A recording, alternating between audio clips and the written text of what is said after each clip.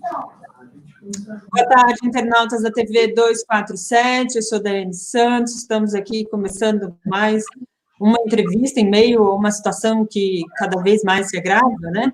Diante aí do pedido de demissão, não sei se foi pedido de demissão, se ele foi demitido, os rumores nos bastidores ainda são muito incertos, mas o ministro Nelson Taixe da Saúde deixa o Ministério hoje, menos de um mês aí, faltando um dia para completar um mês à frente do Ministério, após a saída do ministro Luiz Henrique Mandetta. É uma situação que complica bastante o enfrentamento da política de combate à pandemia, que já, por parte do governo federal, já é muito desorganizada, norteada, e o próprio governo, Jair Bolsonaro, faz investida contra o isolamento, então isso causa preocupação. E tem outras coisas acontecendo, a gente precisa dar, aqui dentro do canal, a gente precisa também fazer essa abordagem. Hoje a gente está aqui com o Paulo Moreira, que aqui junto com essa entrevista, para conduzir essa entrevista hoje, e também com alguns convidados aqui que vai tratar sobre a Embraer. Hoje a gente está aqui com a sindicalista Marina Satz, ela já esteve no nosso estúdio, vai falar um pouco do ponto de vista sindical, ela é eletricista, montadora de linha de produção da Embraer, e diretora do Sindicato dos Metalúrgicos de São José dos Campos. Estamos também com o Rafael Araújo Gomes, do Ministério Público do Trabalho, e com o professor Marcos Barbieri, especialista em indústria aeronáutica e professor da Unicamp. Boa tarde a todos. Paulo, tudo bem? Tudo bem, boa tarde. Eu queria dar boa tarde para todos vocês. Estou muito feliz de receber vocês aqui para uma entrevista. Tenho certeza que a gente voltará a falar. A Marina já veio aqui outras vezes. Vocês é a primeira vez, eu acredito. Todos nós estamos felizes que, pelo menos uma vez, a história escreveu certo por linhas tortas, né? A compra da Embraer, que ia ser um escândalo, que era um escândalo, foi desfeita por desistência da Boeing. Seja como for, é uma boa notícia que abre uma possibilidade do país recuperar uma grande empresa e seja estatizando, como falou a Marina, seja como for, é realmente uma questão assim, muito importante, né? E nós vamos conversar sobre isso, sobre o que aconteceu, por que aconteceu. Eu só queria lembrar uma coincidência, um outro elemento interessante. Mas, em maio de 2019, a questão estava fechada, né? Porém, foi em março de 2019 que caiu aquele segundo 737X, e aí encerrou de vez a carreira desse superavião da Boeing e quebrou a empresa. Não sei se a empresa estava bem ou estava mal, mas a partir daí ela afundou e inviabilizou qualquer coisa, assim, qualquer perspectiva de crescimento, e ela teve que, desde então, fazer trâmites para desfazer uma compra que não tinha sido completada, mas fez a compra e agora foi desfeita nesse começo de ano. Bem, então eu queria começar a primeira pergunta com a Marina, que ela, de cara, já escreveu um artigo, já falou em nacionalizar a Embraer. Então, eu acho que eu gostaria que você começasse a falar e depois vamos fazer um rodízio aí. Por favor, Marina, pode falar. Então, como vocês já disseram, né, primeiro, boa tarde aí a todo mundo, inclusive as pessoas que estão nos ouvindo. Desde que foi anunciada a intenção de venda, né, quando a gente nem tinha um acordo firmado, os sindicatos metalúrgicos e vários sindicatos aliados e movimentos sociais, especialistas na área, já viram com muita preocupação esse processo, né? A gente já sabia que existia uma crise na Boeing, talvez ainda sem dimensionar a proporção dessa crise, né? Hoje acho que fica mais evidente, mas o motivo fundamental não tinha a ver com isso. O motivo fundamental tem a ver com uma preocupação com o futuro do setor aeronáutico, né, com a soberania nacional, porque é um setor estratégico que pega a parte de defesa e tudo mais, e também com a preservação dos empregos, né, e esse tema, eu acho que ainda é um tema que a gente precisa olhar com muita atenção, que eu acho que os empregos estão em risco, e diante de uma pandemia, isso ganha uma importância ainda maior, né. Então, assim, agora a Boeing voltou atrás, né? Não foi exatamente por conta dessas preocupações que eu coloquei que a venda não aconteceu, foi por uma desistência por parte da Boeing, mas, mesmo assim, houve uma reestruturação na empresa, né? Esse acordo já estava assim, eles davam como garantido na prática. E a Boeing iria comprar a parte comercial e tinha também um acordo em relação ao antigo KC-390, que é um avião militar, que hoje é C-390 Millennium, né? E para fazer essa divisão, para conseguir vender a parte comercial e separar da defesa e separar da aviação executiva também, que são jatos de luxo, foi feita toda uma reestruturação na empresa, né, onde afetou diretamente a vida de muitas pessoas e, infelizmente, teve muita demissão também. A gente, no sindicato, fez uma ampla campanha contra essas demissões, e, infelizmente, todos aqueles setores que diziam que a venda seria boa, se calaram diante desse processo. O próprio governo Bolsonaro, mas também o prefeito daqui da cidade, né? Porque, assim, a produção ela era feita de forma conjunta, né? Ao você ter que separar a área comercial, você teve que fazer mudanças tanto na linha de produção e mudanças físicas, né? De mudança de cidade, foi mudada a sede da empresa. Então, alguns funcionários que não tinham como ser transferidos por uma questão pessoal acabaram sendo demitidos, né? Então, esse problema dos empregos, ele, apesar da venda não se concretizar, ele já foi um tema que a gente bateu muito contra, fez muita campanha. A gente se preocupa ainda, mesmo com a não venda, porque a gente sabe que o setor aeronáutico, diante do coronavírus, está sendo muito afetado, né? Os voos no mundo inteiro praticamente paralisaram. Então, esse é um tema que a gente leva com bastante seriedade à frente, né, na defesa dos empregos, mas o tema da soberania nacional ainda é algo que a gente discute, porque apesar de não ter sido vendido para os norte-americanos, quais medidas vão ser tomadas agora para resgatar a Embraer de uma crise, eu acho que vão ter influência bastante grande nesse tema da soberania, né? Então, de cara, o governo falou na possibilidade de vender para outra empresa, a gente não sabe exatamente o que vai acontecer. O presidente da Embraer já deu declarações no sentido de que vão reintegrar, né, essa divisão que foi feita da parte comercial do restante das outras áreas da Embraer. Ele não fala exatamente como seria essa reintegração, o que seria, né, fala em reintegrar em metas e de forma mais genérica, né? Mas esse é um tema que a gente, enfim, tá olhando com bastante atenção, porque a não venda para a Embraer não significa necessariamente uma defesa desse patrimônio construído, patrimônio intelectual, tecnológico e tudo mais, a depender das medidas que forem tomadas para defender a Embraer da... Muito bem, obrigado, Marina. Eu queria agora fazer uma pergunta para o professor Marco Barbieri, e lembrando uma questão muito importante, que exatamente ele fez uma palestra que quem tiver, assim, interesse, pode entrar na internet, clicar ali, uma palestra, um debate do BNDES sobre o futuro da Embraer, em que ele debatia, fazia uma pergunta que hoje sou irônico, né? As pessoas justificavam a venda da Embraer dizendo que ela não tinha condições de competir. Nós estamos vendo quem é que não tinha condições de competir. E ele contestava ponto a ponto essa tese sobre que se falava que a Embraer não tinha como, precisava, não tinha capacidade de inovação tecnológica, enfim, era uma empresa condenada, aquele argumento de quem quer vender de qualquer maneira. Então, eu gostaria que você falasse um pouco, à luz disso que nós estamos vendo hoje, como é que esse debate se colocou, qual foi a importância de ter feito essas objeções, como é que está hoje? Fala aí, por favor. Em primeiro lugar... Antes de passar para o professor, vou pedir, Paulo, tem algum áudio vazando aí? Queria que você fechasse ele, porque toda vez que você entra, o som libera um pouco mais. Aí eu vou fechar um pouco o seu áudio, se você não conseguir falar depois, tá bom? Professor? Tá, obrigado. Boa tarde, Paulo. Obrigado pelo convite, obrigado à TV 247. É uma honra estar aqui com vocês, com os colegas, com a Marina, com o doutor Rafael. Vamos lá. Com relação à questão da venda inicialmente, né, primeiro foi colocado como uma parceria, como uma joint venture, que nunca foi. Tá?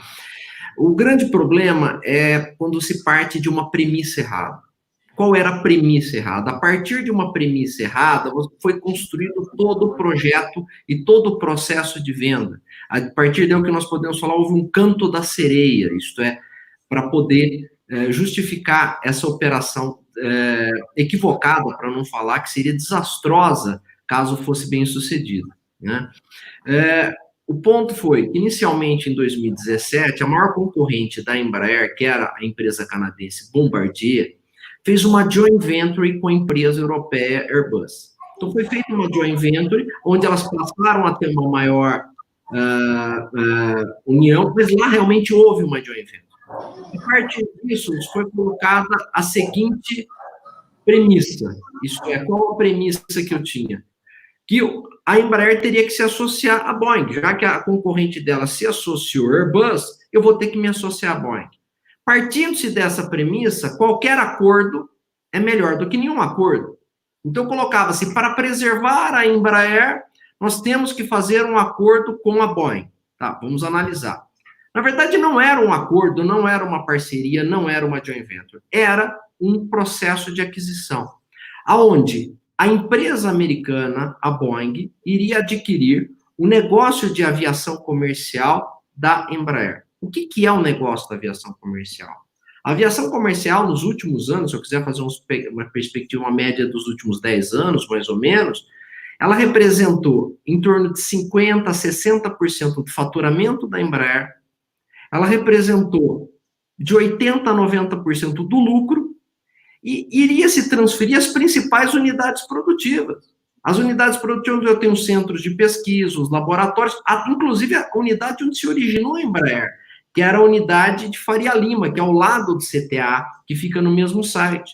Então, toda essa unidade de Faria Lima, as duas moderníssimas unidades que estão em Évora, em Portugal, a unidade de trem de pousos que ganhou uma competitividade muito grande dos últimos anos, seriam transferidos para a Boeing. Haveria um desmonte total da empresa.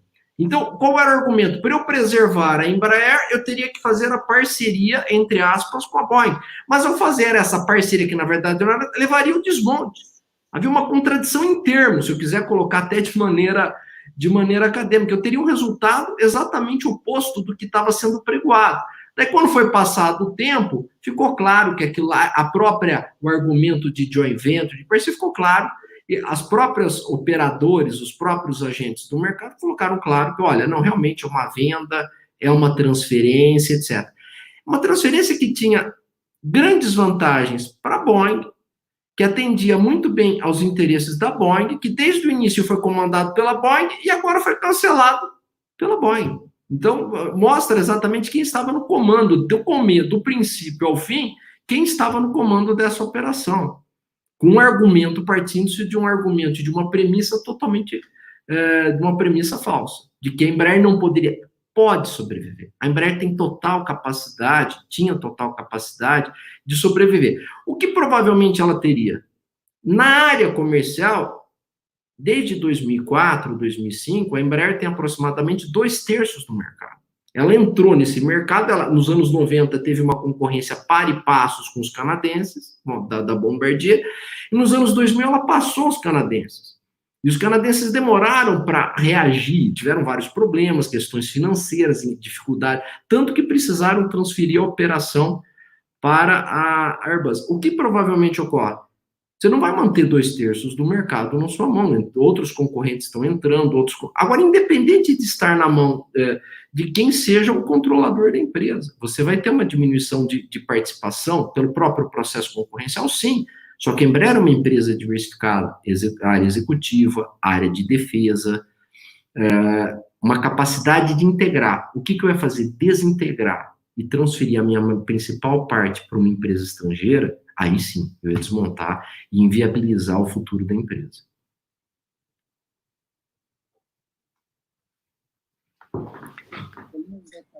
Está sem microfone. Abriu? Abriu. Vamos agora falar com o Rafael Gomes, que não está aparecendo na minha tela, mas, enfim, você acompanhou, como Ministério Público do Trabalho, essas negociações, a vida trabalhista, o cumprimento da legislação de trabalho, dos direitos dos trabalhadores, as ilegalidades. O que a gente pode saber, o que a gente pode comentar isso? Você fez várias denúncias, que eu cheguei a ler, inclusive, sobre cláusulas obrigatórias que não eram previstas no acordo. Como é que era isso?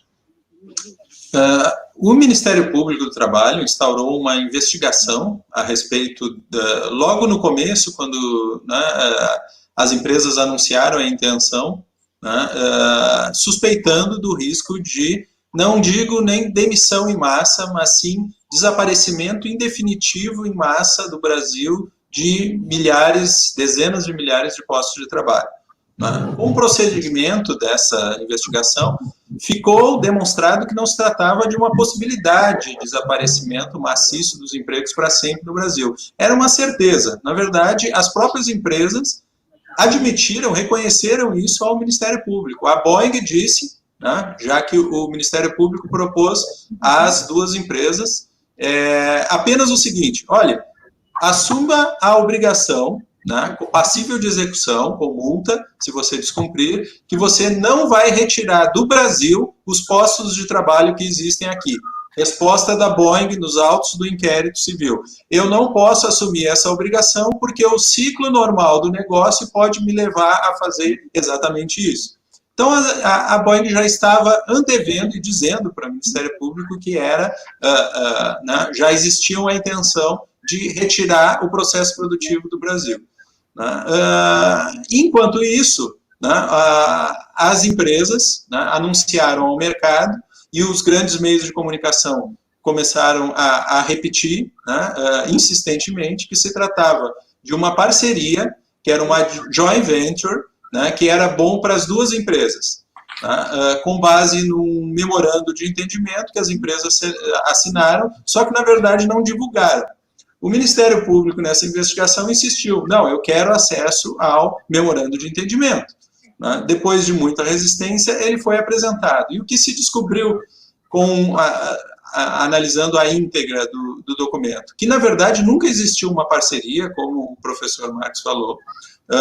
Não existia sequer a intenção de parceria. O documento dizia com todas as letras: a Boeing tem o controle total operacional administrativo da empresa, e a Embraer, a única influência dela é receber os dividendos da sua parte. Né? Ela não teria influência nenhuma no dia a dia da empresa. Ela não teria sequer assento no conselho de administração, teria só um observador lá, sem direito de voto. Nunca existiu uma parceria, era uma venda. Né?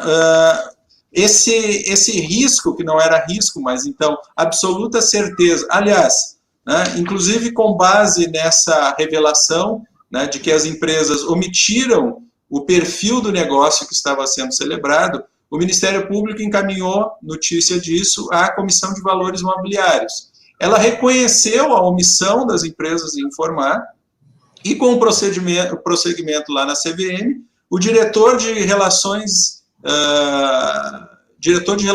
institucionais, relações com os investidores da Embraer, acabou celebrando um acordo para se livrar de uma punição com pagamento de multa de 400 mil. Ainda assim, apesar de se constatar esses vícios, a operação continuou, e com veículos, inclusive, ainda chamando de joint venture, embora já provado que não se tratava disso. Né? Outro elemento, né, que tornou, assim, que deveria expor a todos que se tratava do risco, né, acentuadíssimo de desaparecimento de todos os empregos, ou a maior parte desses empregos do Brasil, né, se descobriu na ocasião das empresas, quando submeteram o caso para aprovação no CAD, no Conselho Administrativo de Defesa Econômica. Né? Essas fusões precisam passar por aprovação no CAD, né? E lá no final de 2018, né, um banco norte-americano chegou a vazar a notícia de que as empresas estavam pretendendo produzir o KC-390, o maior veículo, a maior aeronave já produzida no Brasil, com um investimento maciço de dinheiro público, né, que ia ser produzido nos Estados Unidos. Daí as empresas emitiram, né, os meios de comunicação divulgaram, né, inclusive na época a Embraer falou o seguinte: a Embraer diz que não existem planos de desativação da linha de produção do KC-390 em Gavião Peixoto, cidade no interior de São Paulo. O que se descobriu, né, o que se descobre analisando o pedido das duas empresas de aprovação da operação no CAD?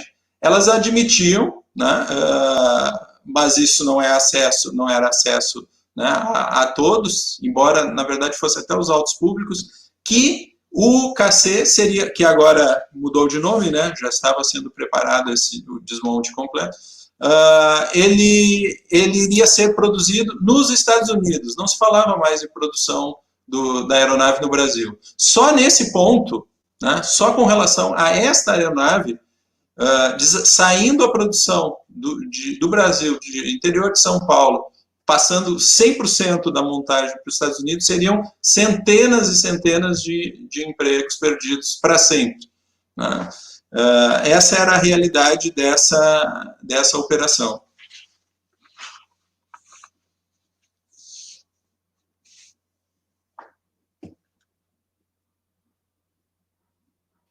Paulo, microfone. Isso. Eu queria saber se é verdade, que você ajudasse, assim, uma das cláusulas do CAD, uma coisa que eu já ouvi comentários, uma cláusula meio desconhecida, que não é ventilada, mas que ganha pontos quando eles vão debater uma fusão, uma venda, se você tem muito desemprego, que é uma coisa escandalosa, mas é verdade? É verdade. Na verdade, o CAD é há muito tempo, né, uma autarquia, né, importante, porque ela tem atribuições extremamente relevantes, né, de regulação da atividade econômica, por exemplo, aprovação de fusões e incorporações, mas ela segue, e já há um longo tempo, critérios que são absolutamente anti-emprego. Na verdade, eu acredito que é o órgão público que eu conheço mais institucionalmente contrário ao emprego, né, no país. O Ministério Público tem uma ação civil pública que tramita há diversos anos contra o CAD, né, exatamente por isso, a partir da descoberta, num caso de aprovação, né, de operação envolvendo as grandes indústrias da laranja, do suco concentrado de laranja, né, e ali se descobriu, depois de muita dificuldade, porque essas informações até o Ministério Público, o CAD, não desejava fornecer, né, embora não exista nenhum sigilo legal com relação a isso, que ele utiliza um critério de análise desses atos de grandes empresas se juntando, que reconhece como eficiência econômica a recomendar a aprovação. É que acontece o seguinte, esses órgãos de combate ao trust, combate ao abuso de concorrência, deveriam existir para proibir operações em que você confirma que vai haver prejuízo à concorrência. Não é isso há diversos anos o que acontece mais. Esses órgãos, inclusive nos Estados Unidos, que puxou essa tendência, quando eles confirmam tecnicamente que isso vai prejudicar a concorrência, não é o fim. Basta que as empresas envolvidas digam, que comprovem que esse prejuízo à concorrência vai ser compensado de outra forma, por exemplo, com redução dos preços aos consumidores. Isso seria uma eficiência econômica, né? O que é algo sem sentido, porque, né, em seguida elas têm a liberdade de definir os preços que quiserem sendo aprovados. Vide o que ocorreu com o sistema financeiro no Brasil, a extrema concentração que se deixou atingir. Mas, enfim, o que o CAD também observa? Ele observa como eficiência econômica a recomendar a aprovação da operação a redução de custos fixos e variáveis, inclusive trabalhistas. Portanto, inclusive demissões em massa. E nesse caso específico que o MP analisou, portanto, envolvendo essas grandes indústrias da laranja, a decisão, né, aponta que as empresas só não receberam mais pontos, elas anunciaram para o CAD, isso ficou em sigilo, não existindo sigilo legal, que elas planejavam demitir em massa, extinguir definitivamente centenas de postos de trabalho. Só que elas afirmavam que elas iriam demitir, fazer essas demissões dentro de um ano. O CAD deixou de dar mais pontos para essa operação, embora tenha acabado aprovando ela, porque as demissões não estavam previstas para ocorrer imediatamente. Então a decisão era essa. Se você tivesse garantido que essas 500 postos de trabalho iam ser extintos desde já, logo após a aprovação, você teria ganhado mais pontos. Esse é um critério que não é usado pontualmente nesse caso, o CAD utiliza como um critério padrão de análise dessas operações. No caso da Embraer, portanto, a manutenção desse mesmo tipo de procedimento garantia que, sobre esse aspecto trabalhista de extinção definitiva de postos de trabalho, isso ia ser pontuado positivamente. E, dito e feito, né, infelizmente o Ministério Público não obteve no Judiciário a resposta que se esperava, né, pende de recurso agora no tribunal, né, se demonstrou para o magistrado essa circunstância, olha, tem fato novo, né, tem o risco trabalhista, vai ocorrer aqui no caso da Embraer, a Embraer e Boeing já comunicaram ao CAD que elas vão fechar, né, ao comunicar que o KC-390 ia ser produzido só nos Estados Unidos, você estava dizendo, os postos de trabalho no Brasil, eu vou fechar todos. Né? Mantido essa postura do CAD de interpretar demissão em massa como algo positivo, era previsível que ia ocorrer, não ia ocorrer nenhuma restrição sobre esse viés. E dito e feito, o CAD aprovou a operação sem nenhum condicionante, sem se referir à questão social, o impacto social, sem se referir à questão de empregos, coisa que ele recusa. Né? Continua tramitando, né, tanto a ação do Ministério Público com relação a essa operação da Embraer e da Boeing, também no tribunal, quanto a ação com relação ao CAD por essa postura incompatível com a Constituição, incompatível com a própria lei do CAD, de considerar benéfico e recomendatório demissão em massa e extinção de postos de trabalho. Marina, eu queria que você comentasse, primeiro, como é que a base dos trabalhadores recebeu essa notícia de que, bem, a Boeing estava se retirando. Claro que ela está falando que quer cobrar uma indenização, porque a Boeing não, porque a Embraer não cobriu partes das cláusulas, mas todo mundo sabe que isso é só uma desculpa. Mas como é que os trabalhadores estão vendo isso? O que eles esperam? Se é possível, você acha possível recuperar a empresa e avançar, inclusive, nessa proposta de nacionalização? Como é que você está vendo isso agora, nessa conjuntura que nós sabemos que é difícil, mas tem também uma questão, a consciência, uma utilidade desse caso todo foi que os brasileiros tiveram uma noção, puderam ter uma noção melhor do valor da Embraer, provavelmente a mais relevante indústria que nós temos. Como é que é isso lá entre os trabalhadores? Como é que é isso? Como é que eles se sentiram, sofreram? E que expectativa eles podem ter agora? Então, Paulo, primeiro é importante dizer que a comunicação está bastante defasada, né? Desde março, mais ou menos, segunda quinzena de março, que a fábrica não está rodando normalmente. Né? Eu acredito hoje que isso, inclusive, tem a ver também com a crise e tudo mais, mas nós, sindicato, procuramos a empresa para liberar os trabalhadores por conta da pandemia, né? Por conta do coronavírus. Então, a gente ficou um período em licença remunerada e depois teve um processo, inclusive votação pela internet, para decidir como que seria o próximo período. Então, eu, por exemplo, estou em layoff, estou com meu contrato de trabalho suspenso. Isso implica em redução de salário, uma série de coisas. Tem uma outra parte também bastante significativa que está em home office, né? Está com trabalho à distância, e que está rodando mesmo na fábrica somente um setor que está fabricando peças para respiradores, né, e quem trabalha com peça de reposição, né, manutenção, suporte das poucas aeronaves que estão rodando. Então, hoje, tem, acho que menos de 10% das pessoas trabalhando dentro da fábrica, né? Então, essa comunicação, ela é, assim, um pouco limitada, assim como tudo hoje em dia, nosso contato é muito pelas redes, né?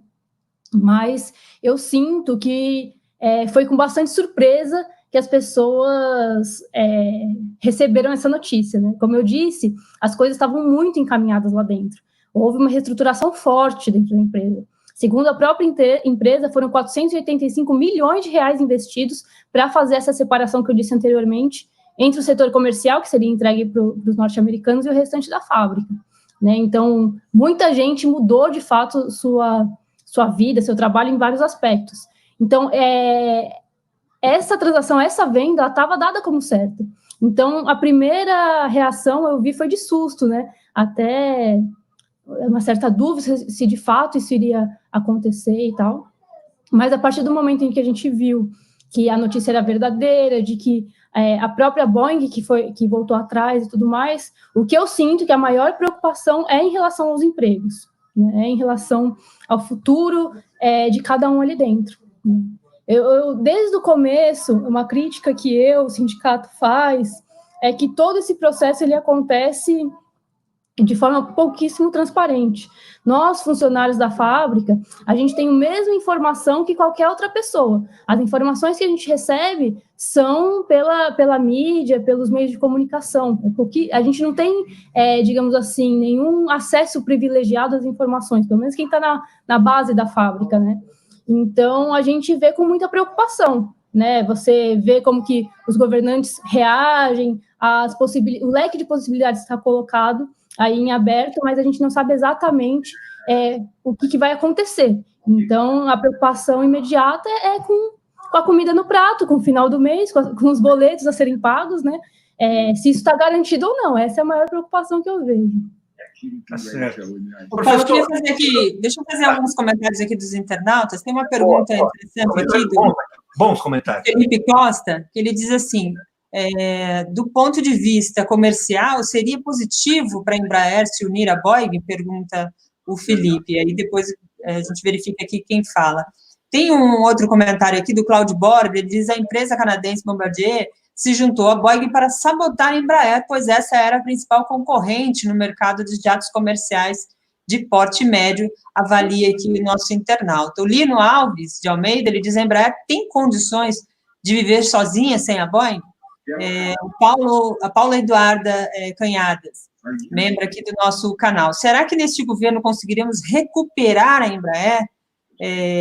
E o Paulo Oliveira diz, dá para saber se a Boeing teve acesso aos segredos tecnológicos da Embraer nesse período aí de transição?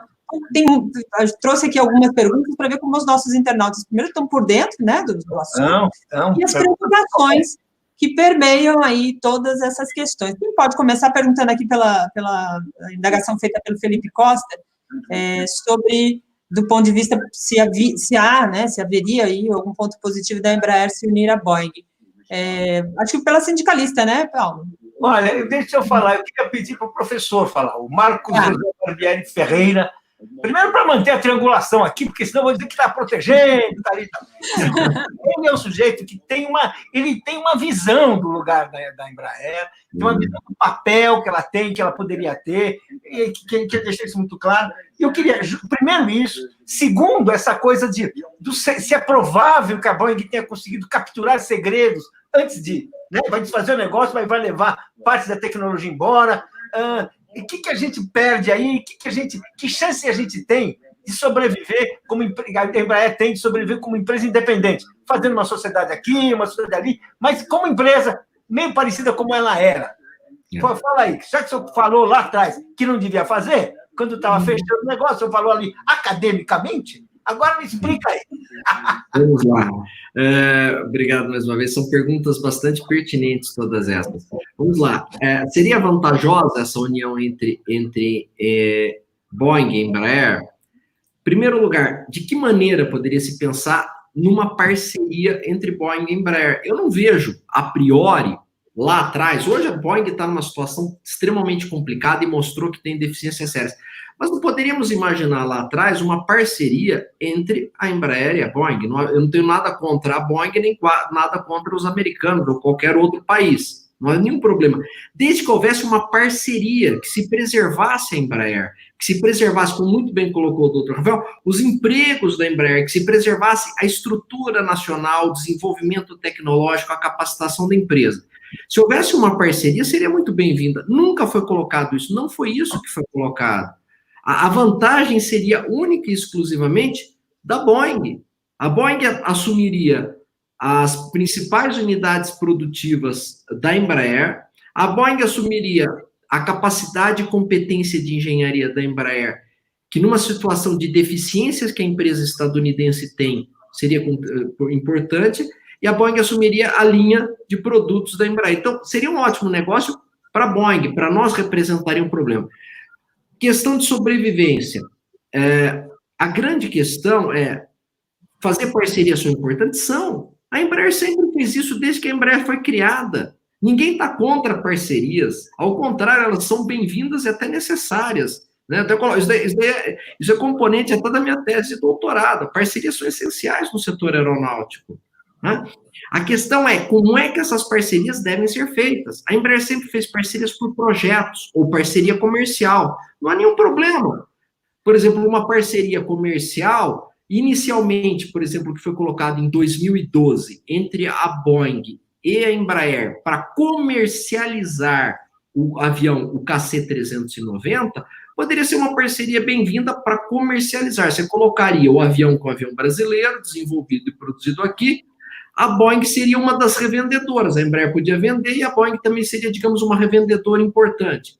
Mas o que foi colocado? Não era isso. Nesse avião que foi levado, era uma proposta de transferir a unidade de produção para os Estados Unidos, provavelmente para Delaware. E a empresa sede dessa joint venture, apesar de ter 51% do capital da joint venture, do KC, né? Aí seria uma joint venture, não é o caso do comercial, que aí seria uma venda. Quer dizer, nós venderíamos a área, esclarecendo para os ouvintes, a operação venderia a área comercial da Embraer para a Boeing, e além disso, o KC, que é o principal produto militar da Embraer, que é um avião de transporte recém-lançado, uma capacidade para 25 toneladas, tem uma perspectiva de mercado excelente, você faria uma joint venture, onde a Embraer teria 51% e a Boeing teria 49%, essa joint venture teria sede nos Estados Unidos, muito provavelmente em Delaware, e a sede da produção final da aeronave será nos Estados Unidos. Para quê? É um projeto que foi desenvolvido com recursos públicos. Esse projeto é um projeto da Força Aérea Brasileira. Foram colocados recursos, inclusive os do PAC, mais de bilhões de dólares, alguma coisa estimada em torno de 1,7, 1,8 bilhões de dólares nesse projeto. Um projeto. Eu estava transferindo emprego, transferindo tecnologia, transferindo marca, em troca de nada foi colocado. Então, depende do tipo de parceria. Então, a parceria comercial, bem-vinda. Se amanhã, dentro de uma parceria comercial com outras empresas, podem ser feitas. A Embraer fez parceria com os italianos, da Aermac, fez parcerias com a própria, no início da origem dela, com a Piper americana, com o Saab, agora uma parceria excelente com os suecos da Saab, por projeto. Então, o que a Embraer vai ter que buscar agora é continuar a fazer o que ela sempre fez, parcerias comerciais e ou, conjunto, parcerias com projetos que possam resultar em verdadeiras joint ventures. A Embraer tem uma coisa que é fundamental. Em 14 anos, a Embraer lançou 14 projetos dentro do preço e dentro do prazo previsto. Ela tem um ativo, um potencial de desenvolvimento, de competência da área produtiva, de funcionários, de unidades produtivas modernas. Eu acredito que ela tem como negociar em boas condições com outros parceiros. Agora, ela vai ter que se reestruturar internamente. Esse é o problema. Qual a estrutura de capital que nós temos da empresa? Ela é uma empresa estratégica para o Brasil, em vários pontos, nós podemos depois discutir com calma. Inclusive, ela é uma empresa estratégica de defesa, é a nossa maior empresa na área de defesa, o que é importante, porque você pode usar o poder público para alavancar a empresa, para preservar, mas mais da metade do capital dela está negociado na Bolsa de Nova York. Alguma coisa não está certa. Eu sei que é dentro da lei, apesar pela questão legal, a lei mantém o controle da empresa 40%, os estrangeiros limitam o controle a 40%, só que do ponto de vista de volume de capital, mais da metade é negociado na Bolsa de Nova York, da nossa principal empresa, do ponto de vista estratégico, militar e tecnológico. Olha, sabe o que é isso aí? Chapeuzinho lindo. Será que ela é tipo a chapeuzinho dele? Está fechado seu áudio. Fantástico. Uma decisão que parecia semelhante, equivalente, o senhor entende de engenharia aeroespacial. E aí, quando fala aeroespacial, pessoas ignorantes como eu, logo lembram da base aérea de Alcântara, que nós ali cedemos, né? Eu queria saber como você viu isso. Você acha que essa parceria, essa venda da Embraer era equivalente? Você vê essa questão de Alcântara um desastre tão grande, maior ainda? Como é que você analisa aí? No caso, para mim, né? Perdão, desculpa. A parte de Alcântara, eu vou ser muito sincero. A priori, pelo pouco que eu vejo, eu não entrei na documentação. Da Embraer, eu sempre coloquei, me posicionei, porque eu entrei dentro do detalhe, seria préssimo. Por caso da base de Alcântara, eu não tive detalhes da operação, do contrato, como é que vai ser feito. Então, o que eu falar que eu posso eventualmente estar incorrendo em erro. A priori, eu vejo como algo não benéfico para o Brasil. Dentro das informações que eu tenho, esse projeto de transferir a base de Alcântara para a concessão para o estrangeiro é péssimo. O programa espacial brasileiro, que precisa é de recursos e precisa de um planejamento bastante elaborado. O Brasil evoluiu muito na indústria aeronáutica e conseguiu. A Embraer, em 50 anos, ela fez 50 anos no ano passado, desde a sua origem, passou a ser líder no mercado de 70, 150 assentos. Na verdade, não é nem uma fabricante de aviões, a Embraer. A Embraer é um complexo aeroespacial de defesa, que inclusive atua na área espacial. Então, a Embraer, e preservar a Embraer, inclusive, é importante para que o Brasil possa avançar no projeto espacial dele, que, ao contrário do projeto aeronáutico, não teve um projeto que ficou praticamente estagnado, com muitas poucas operações de sucesso ao longo desses anos.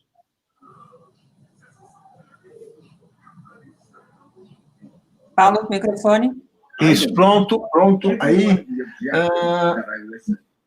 vou fazer uma pergunta para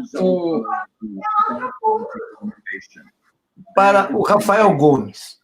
Como é que você vê um acordo no qual você vai você faz aspas uma fusão, aspas uma parceria, na qual você não tem um assento, nem um voto, portanto, não tem um voto no board da empresa que está sendo criada. O que é isso? É um teatro que está sendo feito? Como é que a gente pode analisar essa cláusula que tem assim, que é uma coisa assim, que as pessoas tentaram, como a cláusula dos empregos, fizeram o possível para esconder, para não publicar? Como é que a gente pode ver isso? Como nós mencionamos já antes, era a forma como foi anunciado, inclusive tinha um site publicitário, institucional, etc., Joint Venture, Unidas Somos Mais Fortes, essa coisa, nunca foi, era simplesmente a venda de 100% 100% do controle da parte comercial. Né? E, inclusive, a celebração do acordo na CVM pelo diretor, né, que tinha o dever de bem informar os investidores, inclusive, né, acionistas, etc., acaba sendo reconhecimento disso, de que se tentou iludir o público sobre a natureza da operação. Né? E, a propósito, essa circunstância da forma como foi encaminhado e de não ser uma parceria, como o professor falou, se fosse uma parceria, poderia ser positivo, mas nunca foi a intenção de ser uma parceria. Ela coloca, assim, ela continua sendo atual, né, porque a Embraer vai precisar, para sobreviver, e ela tem todas as condições de sobreviver, né, o que se dizia, não, ela não tem como competir, etc. Poxa, competição é a alma do capitalismo, né? Se você não tivesse não excluísse a competição, então o que você está fazendo mesmo, né? Não faz nenhum sentido ela tem todas as condições de competir e desbravar o seu nicho e expandi-lo. Agora, realmente, cabe perguntar, né, se a atual diretoria que colocou a prioridade era a venda, né, e não uma parceria, será que eles conseguirão, sem mudanças significativas, se reinventar e projetar a empresa agora para conquistar mercados? Essa é uma pergunta bastante relevante. Né? Os últimos anos, né, desde que foi anunciado essa venda, na verdade, mas com essa ilusão de que era uma parceria, os novos projetos na Embraer foram praticamente estacionados, né? E sem novas aeronaves, né, uma empresa desse tipo desaparece em pouco tempo. Então, ela precisa se reinventar para esse novo cenário, precisa estar pronta para competir, né, e precisa de pessoas que estão querendo buscar esse objetivo e não vender para mais alguém aí, ou etc. A empresa precisa se reinventar, né? E num cenário adverso, né, com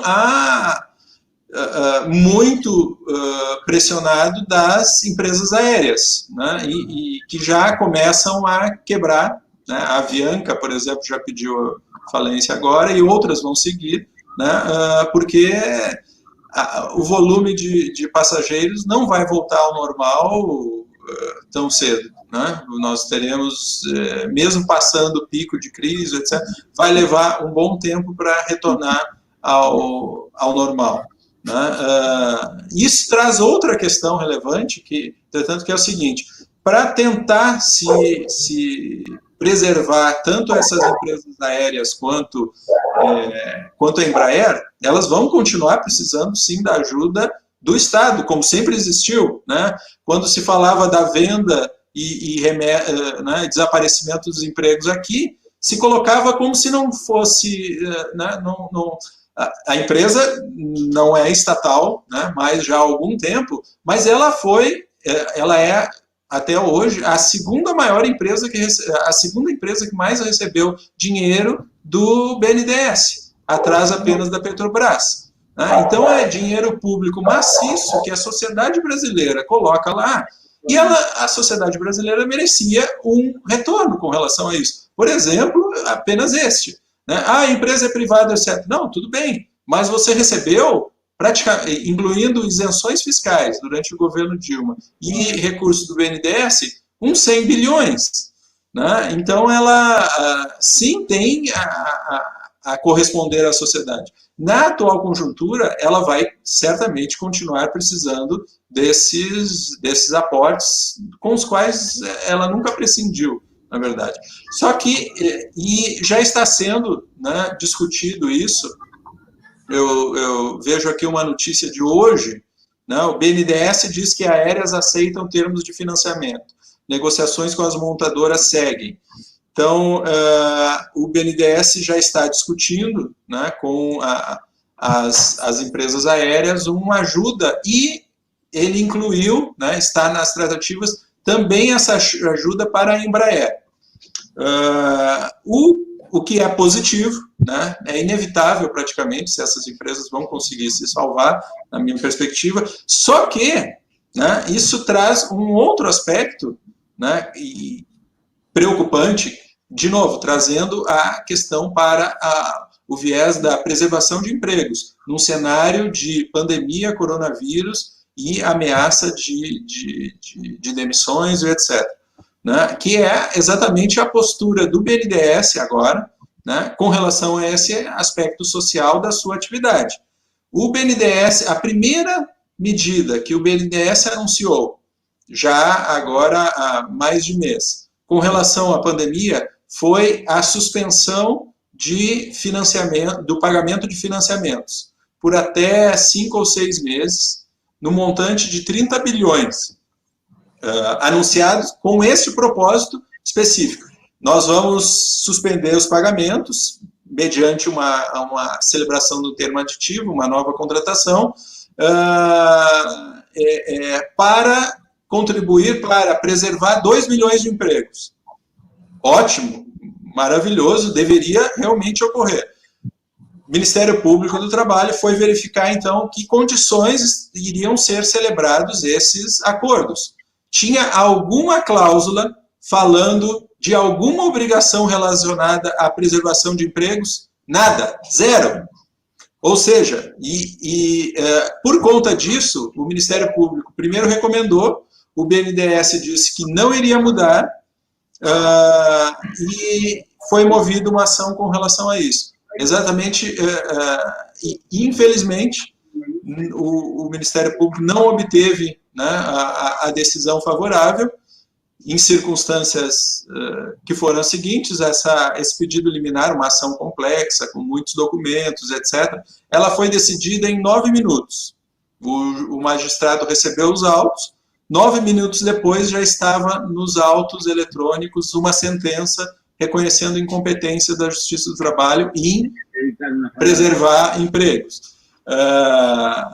Mas então é algo assim que não se consegue compreender como algo que você anuncia, cujo propósito é preservar 2 milhões de empregos, né, no montante de 30 bilhões, né, que empresas que já obtiveram financiamento, né, e vão ter que não cumprir o contrato. Eu vou poder deixar de pagar por meses, né, recebo esse benefício. Só que o benefício concedido a troco de nada, concedido money for nothing, porque da forma como se manteve, e infelizmente com essa decisão judicial é o que prevalece até agora, né, qualquer empresa, particularmente as grandes empresas, né, elas podem, então, receber esse benefício, que já está sendo celebrado, né, eu deixo de pagar o financiamento público e demito ao mesmo tempo. Na verdade, como o Ministério Público apontou já no seu recurso, é exatamente isso que está ocorrendo, né? Nós apuramos exemplificativamente grandes empresas que possuem financiamentos ativos do BNDES, por exemplo, no setor de restaurante, empresa conhecida, por exemplo, no setor de transporte rodoviário, empresas que estão, portanto, aptas a celebrar e obter esse benefício, né, e não pagar os seus financiamentos por um tempo, e ao mesmo tempo elas estão demitindo centenas de trabalhadores, alegando a crise do coronavírus, que realmente existe. Agora, se você quer se beneficiar de um benefício concedido com dinheiro público, né, e um benefício criado para preservar empregos, como se pode admitir, né, que nenhuma cláusula, nenhuma obrigação seja imposta nesse sentido, e essa empresa não possa pegar o recurso e, por exemplo, nesse contexto de pandemia, demitir parte dos empregados e reajustar a remuneração do seu diretor-presidente?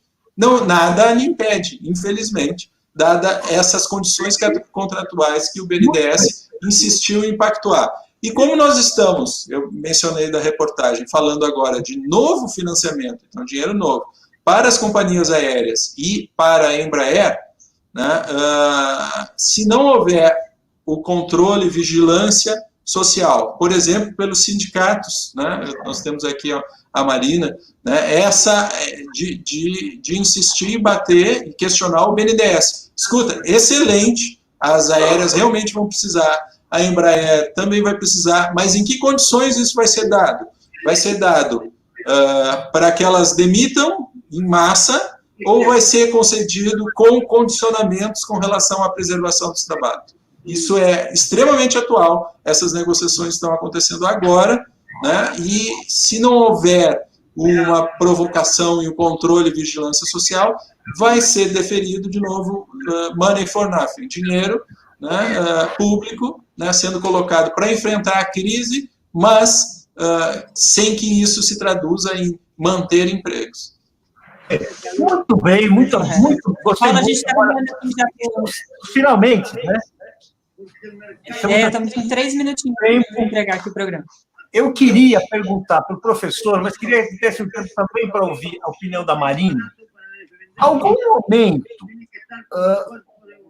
você que tem essa experiência, conhece esse negócio e que conhece a política também, você conseguiu ter uma explicação racional para o fato do governo Bolsonaro, que no início chegou a levantar que havia uma questão de patrimônio, uma ameaça ao patrimônio nacional, essa venda, ele jamais ter cogitado e jamais ter colocado de utilizar a Golden Share, que seria impedir esta venda por motivos de interesse nacional?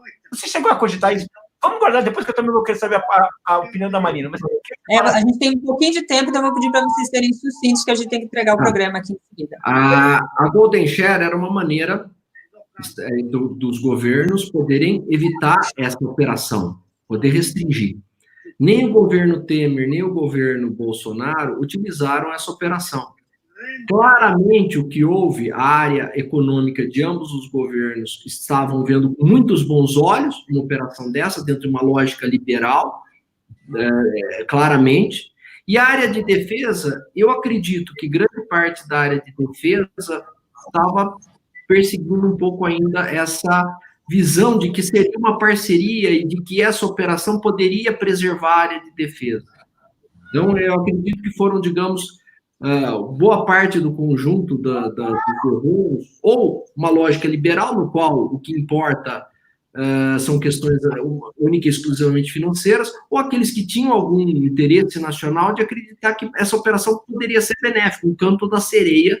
Não viram que, apesar da área de defesa não estar sendo transferida para a operação totalmente, ela não teria como sobreviver como uma parte independente. Então, o que aconteceu, na minha opinião, foram esses dois pontos. Parte para o lado financeiro e parte a questão estratégica de uma crença de que a operação preservaria ou que não preservaria, com certeza, a área de defesa. E você, Marina, como é que você viu isso? Você chegou a ter alguma expectativa? Como é que foi? Então, tentar falar bem rapidinho, né? Porque a gente está indo aí para o final do programa. Eu acho que essa discussão, inclusive, que o Rafael Gomes faz, ela é muito importante, né? O setor aeronáutico, ele é um setor que depende muito do governo, né? É uma característica dele em todo o mundo. Mas agora, diante da crise mundial que a gente está vivendo, ganha uma importância maior ainda. Né? Então, nesse sentido, nós, do sindicato aqui dos metalúrgicos, defendemos a reestatização da empresa, né? Que ela nasceu como uma empresa estatal, porque é preciso, sim, investimento público na fábrica, para que a gente consiga passar por esse período. Mas o dinheiro público, ele não pode servir para garantir os altos lucros, né, porque são lucros bastante altos, de uma pequena parte que são os acionistas. Né? Esse dinheiro público, ele deve ser investido para pensar numa empresa estratégica para o desenvolvimento do setor aeronáutico, para a nossa soberania, para a garantia dos empregos. Né? E a gente acredita que isso só pode ser feito com uma empresa estatal, porque essa direção que tem hoje é uma direção que já provou, né, na prática, tentando assinar acordo de entrega e tudo mais, que tem uma lógica sem nenhum compromisso social, que é uma lógica do dinheiro rápido, né? Então, a gente defende isso, infelizmente, tanto do governo Temer, né, mas quem assinou mesmo foi o governo Bolsonaro. Essa pergunta que você faz, Paulo, acho que é muito importante, porque é, de fato, uma contradição entre o discurso que o Bolsonaro fazia na época de campanha, que era aquilo, Brasil acima de tudo, né, com a sua prática, né, que é assim, vamos entregar tudo que é nosso, vamos entregar nosso patrimônio, vamos vender tudo que for possível vender. Então, realmente, o discurso e a prática são bastante diferentes, né? Não acredito que, por livre e espontânea vontade, o governo Bolsonaro vá ter políticas para conduzir a Embraer no sentido de uma empresa soberana nacionalmente, né? Então, é preciso, para isso se concretizar, uma pressão dos movimentos sociais, dos trabalhadores, das organizações como um todo, dos setores progressistas, pressionar muito para colocar essa contradição e para que a gente consiga ter uma saída aí melhor para a maioria da população. Bem, É isso aí. eu vou agradecer vocês. Acho que todo quem assistiu esse programa ganhou muito, aprendeu muito. Todos vocês deram aulas aqui de como é isso, as colocações do professor, essas colocações, Rafael, muito importantes, de como é esse meandro da luta pelos direitos do trabalho, que a gente não sabe, a gente fica vendo o CAD, uma coisa, uma instituição, a gente vê bem que ela tem lado também, que ela opera de uma certa forma, a gente não vê. E você, como sempre, Marina, mostrando ali que a luta continua, né? Então, com certeza. Então é isso aí. É isso aí. Queria agradecer aqui a participação de todos os internautas, muitas perguntas, muitos comentários. Bolsominions vieram aqui também para ouvir um pouco, aprender um pouquinho aí com o debate, certamente. Tinha aqui vários comentários elogiando o debate, e a gente passou aqui só uma parte, né, desse assunto. Tem muita coisa envolvida, tem um projeto do Jacques Wagner, que a gente acabou não conseguindo abordar. Enfim, tem outras questões que a gente precisa trazer aqui de volta à baila, e certamente vamos fazer isso em outro momento. Queria agradecer a participação dos mais de 2.000 internautas que assistiram aqui a nossa transmissão ao vivo, em meio aí tudo isso que está acontecendo na saúde, e concorrendo aí com a coletiva do ministro, nossa audiência sempre firme e forte. Obrigada a todos, obrigada aos nossos convidados, a gente conversou aqui com a sindicalista Marina Sassi, do Sindicato dos Metalúrgicos de São José, o Rafael Araújo Gomes, que é do Ministério Público do Trabalho, e o professor Marcos Barbieri, especialista em indústria aeronáutica e professor da Unicamp. Obrigada a todos, fica aberto o convite aqui para voltar a falar com a gente. Continue com a nossa programação, daqui a pouco tem Metendo a Colher com a Vivi Mendes. Um abraço a todos. Tchau, tchau. Tchau, que bom, muito muito obrigado. Olha,